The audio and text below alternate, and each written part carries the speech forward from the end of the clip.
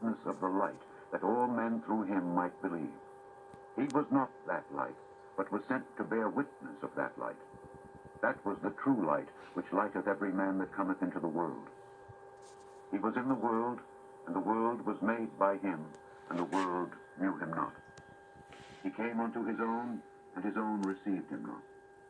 But as many as received him, to them gave he power to become the sons of God, even to them that believe on his name, which were born not of blood, nor of the will of the flesh, nor of the will of man, but of God.